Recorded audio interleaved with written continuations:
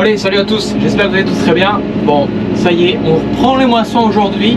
Donc on était fait un petit échantillon, ça fait 16 cas d'humidité. Bon, on prend la décision de battre un peu là, sachant que les points d'humidité vont vite retomber parce qu'il fait 26 degrés, il fait plein soleil, donc ça va sécher. Donc là on prend la décision de faire démarrer maintenant, même si c'est pas trop sec. Au moins on est sûr de pouvoir sauver un petit peu de blé parce qu'il pleut ce soir malheureusement. Donc on va pas pouvoir faire nuit blanche ce soir quoi. Enfin c'est pas grave. Bon et ben allez, on est parti. Je pars avec la remorque, le 720. Il y a déjà la moissonneuse qui est dans le champ vu que l'échantillon a été fait. Je pars et après on viendra chercher la deuxième benne. Allez c'est parti. Bon là du coup on est arrivé dans la parcelle. Dans ce champ là on va rencontrer une problématique, c'est que c'est la parcelle où il y a le plus de ravines. Donc les ravines c'est quoi? C'est des coudées d'eau. Vraiment la parcelle où on en a plus ici. Donc là ici par exemple on est obligé de découper la parcelle en deux parce que ici il y a une ravine et de l'autre côté c'est pareil. D'après moi ça n'ira pas à passer directement avec la moisse batte. Il faudra faire une fourrière de un passage parce que pour éviter de péter un essieu de batteuse quoi. Donc là du coup il fait ces fourrières là et puis ça ira nickel.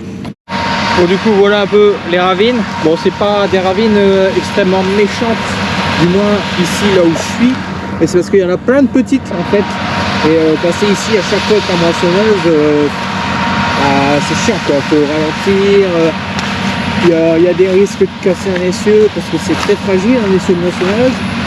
Donc ça si ça pète après je vous dis pas la petite fracture quoi.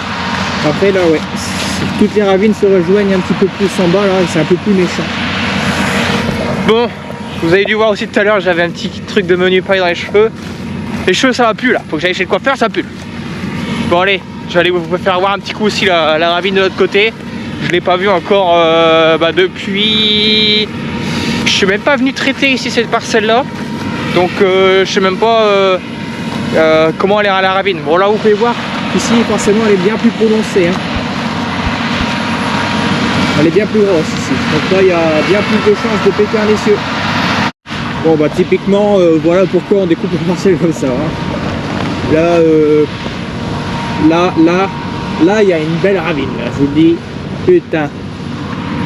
Après là-bas en bas ça se calme un peu, sinon on n'aurait pas pu passer, c'est sûr.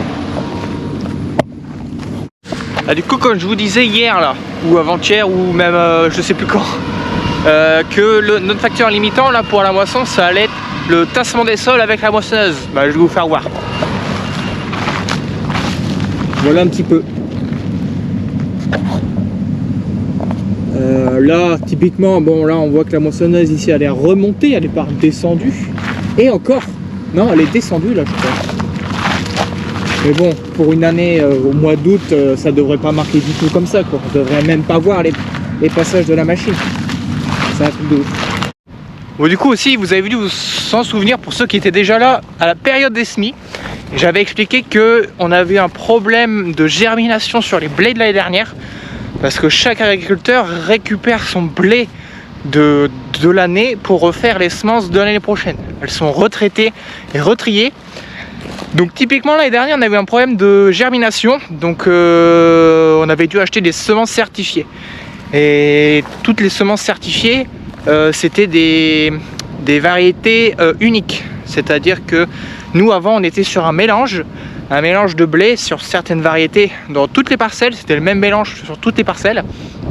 Et typiquement du coup cette année c'est des variétés unies, c'est des variétés seules en fait. Donc ici on a une variété et ici on a une autre variété. Et ben vous allez regarder la gueule des andins. Déjà on peut voir la hauteur du blé qui est pas du tout la même hein, forcément. On a une différence d'aller, on va dire 10 cm. Il y a 10 cm de paille en plus je pense, à peu près. Je suis pas expert en... mais voilà quoi. Et de toute façon on peut voir la gueule des andins. Là on a des andins bien formés, qui sont bien hauts. Et tu passes sur l'autre variété, là les andins sont dégueulasses. C'est un truc de fou. Et on peut voir aussi, peut-être, je suis pas sûr de moi, mais que il y a l'air d'avoir un peu moins de repousse. Non, ça c'est... non. Bon, en plus de ça, nous cette année, vu qu'on est en variété seule, on a des gros problèmes de rendement. Habituellement, nous dans le Pas-de-Calais, on est censé faire 100-110 quintaux.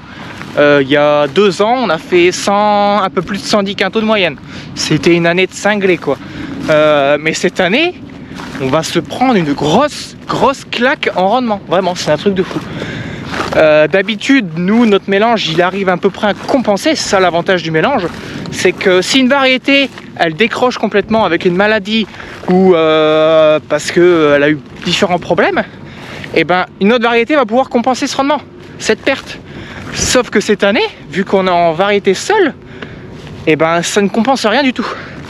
Donc voilà, c'est très problématique cette année sur ce facteur-là. Donc voilà, c'est comme ça, c'est tout. On n'a pas pu récupérer du coup notre mélange. Notre mélange, à nous, il est foutu. Mais du coup, on va essayer de récupérer. Bon, on va récupérer le mélange. Une remorque de mélange de notre voisin avec qui on a le 828. Qui veut bien nous prêter une remorque parce que on peut pas rester comme ça. C'est une année, on va se prendre une claque en rendement. Habituellement, je vous dis, on fait 110 quintaux à peu près, 110 quintaux, une bonne année, très bonne année même. Là, cette année, on va faire du 65, 70 maximum quoi. Donc, puis les PS ils sont dégueulasses. Là, je suis allé faire l'échantillon 60-30 PS à blé, n'importe quoi. Normalement, on est à 80 passés quoi. Enfin, c'est n'importe quoi. Et encore, là, on est sur une des meilleures variétés de la ferme. Franchement, on est sur une des meilleures parcelles de la ferme. On a des grains pas trop mauvais. Et la moissonneuse en bas, elle disait à peu près 100 quintaux. J'y crois pas du tout, elle fera jamais 100 quintaux la parcelle. Mais c'est un truc de ouf. Cette année, on va se prendre une claque en rendement. Alors, on a les cultures d'hiver qui, eux, ont souffert énormément de la flotte, etc. Par contre, les cultures de printemps, elles vont vraiment bien se débrouiller quoi. Là, les orges, elles sont magnifiques. Bon, rien n'est joué encore. On peut encore se prendre une tempête et qu'elle verse. Et que ce sera comme il y a je sais plus combien d'années, on bourrait, il fallait descendre la machine tous les mètres pour débourrer la scie. Enfin bref. Et pareil, les maïs, ils sont magnifiques. Et puis les lins, pareil, ils sont magnifiques. Bon, il n'y a encore rien de joué. Le lin, tant qu'il n'est pas rentré, il n'y a rien de joué. Parce qu'il peut se prendre... Il peut se prendre trop de flotte, pas assez de flotte, enfin bref, c'est un peu compliqué.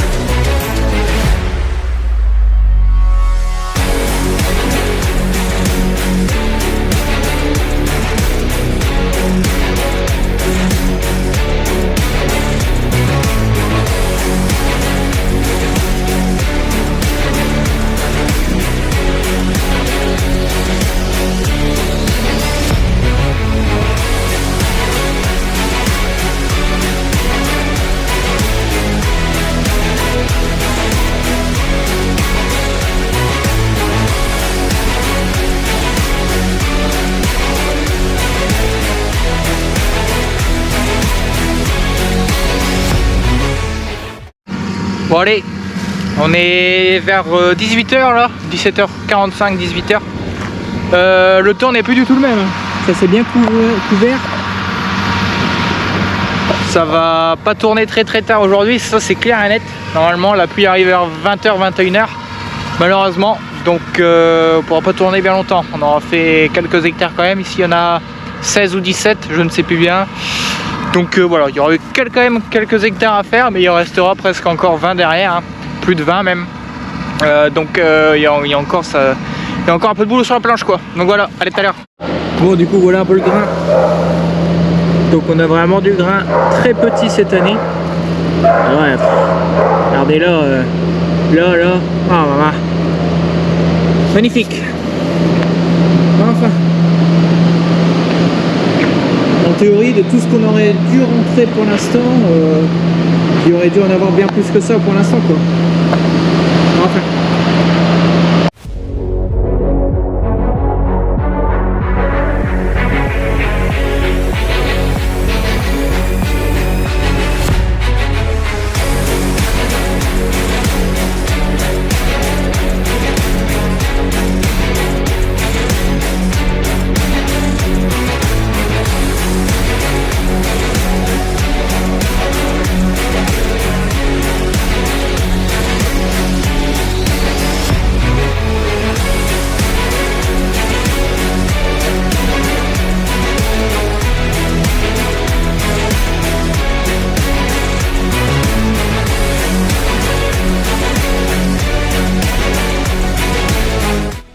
Voilà les gars, au vu de ce que je vois là, pour moi ça va pas tarder à s'arrêter quoi. Je vais regarder le radar météo.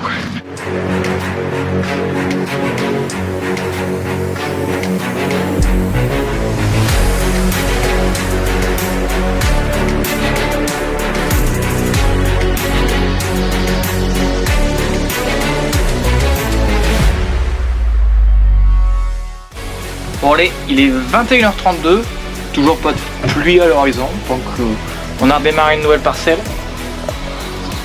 Elle se situe juste au-dessus de la ferme. La ferme elle est là-bas en dessous du maïs. Donc on va tourner jusqu'à ce qu'il ne pleuve pas. Normalement il va pleuvoir d'ici très peu de temps. Donc je vous tiens au jus, à la tout à l'heure. Bon, il est 23h10, donc c'est une fin de journée. Là on a pris une petit coup de flotte, presque rien, mais assez pour nous faire arrêter, pour que ça passe plus à la machine. Donc on verra demain si on continue. Donc à demain.